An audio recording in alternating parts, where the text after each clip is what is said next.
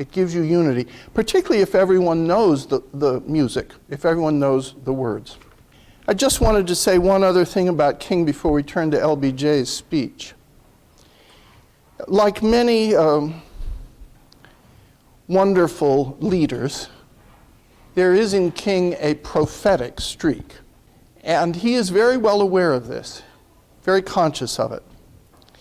At Memphis, during the sanitation workers' strike in 1968, one of the last things that King says are, "I've been to the mountaintop." I, meaning himself. There's no we here. He's allowed me to go to the mountaintop, and I've looked over and seen the promised land.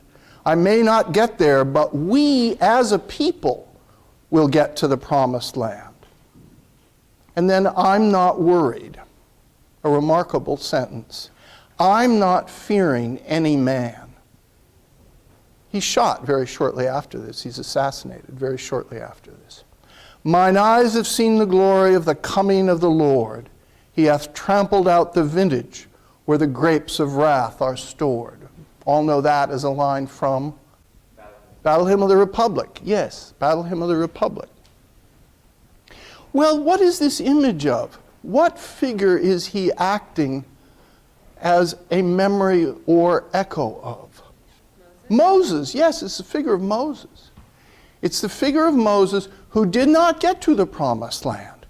If you've read The Grapes of Wrath by Steinbeck, you know that they leave Oklahoma and they're going to California, which is for them the promised land. But one of their party doesn't get there. I think it's a grandpa, is that right?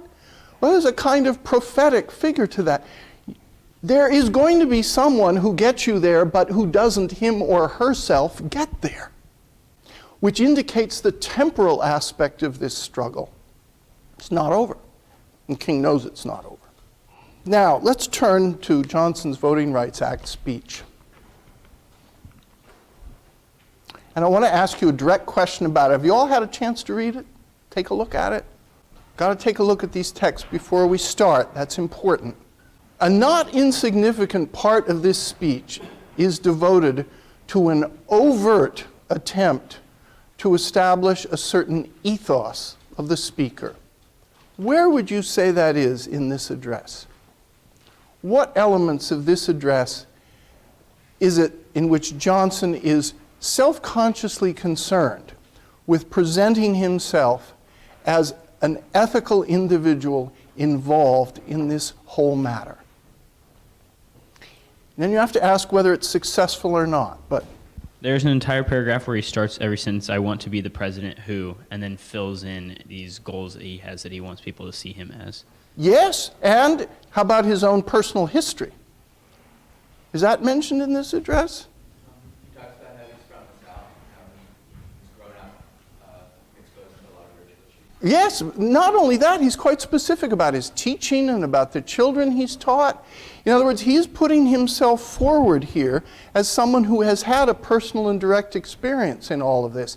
And there may be some truth to the notion that politically it might have been a Southerner who could have done this in a way that a Northerner might not have been able to do this.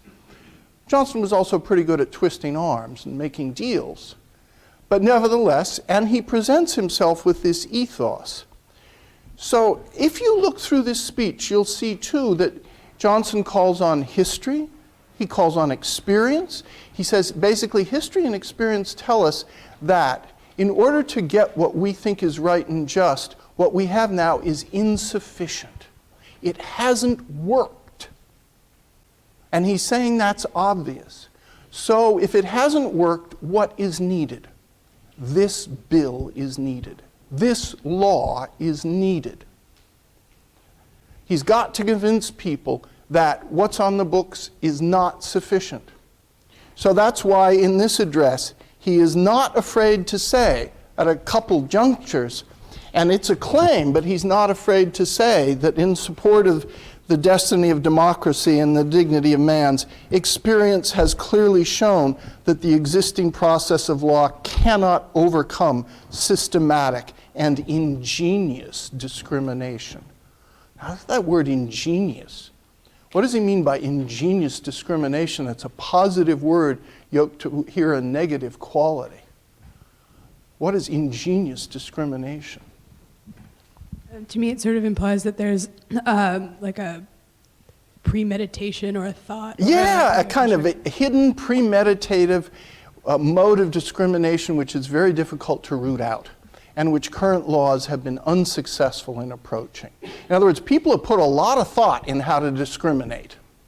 They put a lot of thought into poll taxes or literacy tests, or they put a lot of thought in how to order what congressional district lines are drawn. They put a lot of thought into various things that will cause discrimination. So he comes back to that again a little later in the speech and says, experience has plainly shown that this is the only path to carry out the command of the Constitution, a congressional action, passing a law. And then farther along on page 262, after what I consider to be a kind of counter-argument, where he says, this is no moral issue, there is no issue of states' rights, there's no constitutional issue here. These are all statements of opposition to the arguments that have been raised about not passing this law.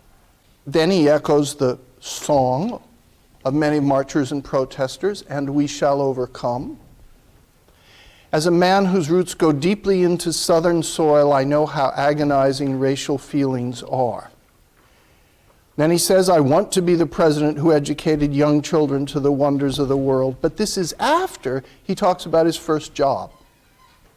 It was a college teacher in Cotulla, Texas, in a small Mexican-American school. Few of them could speak English, and I couldn't speak much Spanish. My students were poor, and they often came to class without breakfast. So, in a sense, Johnson is putting himself forward. Now, this is risky. I warn you, it's risky to put yourself forward as an example. Johnson may be more safely doing it here. Why? Because he really knows this legislation by this time is sort of in the bag, and it's going to happen. And he can say this. So it's a risky proposition to say I and my and put that forward. It's so risky that, in fact, there were other times in Johnson's administration where I think it backfired on him, because I can remember him myself in my own memory, getting up in front of various charts and saying, my helicopters and my ships, talking about Vietnam. And it was a somewhat sad history as the country got deeper and deeper into Vietnam, with a president describing all of this, with more and more individuals going to Vietnam, many of them from the lower socioeconomic groups. One of the reasons why King was opposed to the Vietnam War, because you go to that memorial in Washington, D.C., and you read those names, and you know that a lot of those people had no college education and no college deferment, and a lot of them were people of color, and a lot of them didn't have very much money. It's certainly not true of all of them, but certainly true of a lot of them, despite the fact there was a draft, because of deferments, because of other reasons, so on. So it's a tricky proposition to put himself forward, but he does put himself forward. This is, in a way, an important punctuation mark for the entire civil rights movement, not to say that it has ended. I don't think in this country struggles like that really ever end. I honestly don't. That's why I think there's that phrase, in order to form a more perfect union. Meaning in order to form a better union, to make it better. When you look at John Quincy Adams' first lecture on rhetoric and oratory, and he makes that division between rhetoric as something which is theoretical and oratory which is practical, there's a couple of other things he says which I think are important, and I want to point them out before we end today. He says the connection between genuine rhetoric and sound logic is indissoluble. In other words, really good rhetoric does not try to pull the wool over people's eyes. It doesn't try to shortchange on logic. It shouldn't do that. And he then talks about the peculiar utility of the art of rhetoric in the situation of this country. And he talks about the various professions. He talks about the pulpit, teaching, and the bar. And all of these lead Адамс to, he's talking to students here in the college, to say this is something which is going to hold you in good stead. It's going to be something not just that's useful, but is useful for society. It makes a difference to speak well for society and to be honest about that and to be able to criticize the speaking of others and receive criticism of your own speaking. Is it messy? It is messy. Is there an absolute and perfect authoritative judge of it? No, exactly not. Stephanie, right? Yes. No, there isn't. No one's going to be around to say this person did this and that person did that. What is the best judge of it? I would argue there is a judge of it. What is the best judge ultimately of all of this rhetorical practice?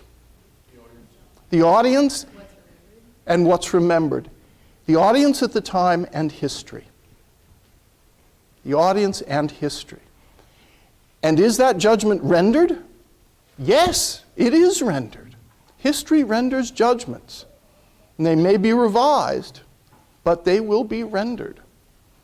And so as we look back on some of the things we studied here in part 1, we see that those individuals have had a judgment of history in part rendered on them. And many of them, I would argue, those we've been looking at in this unit, were successful. And I would further argue that they were successful because they were courageous, they had a certain sense of virtue, and yes, because they did study rhetoric and cared about it.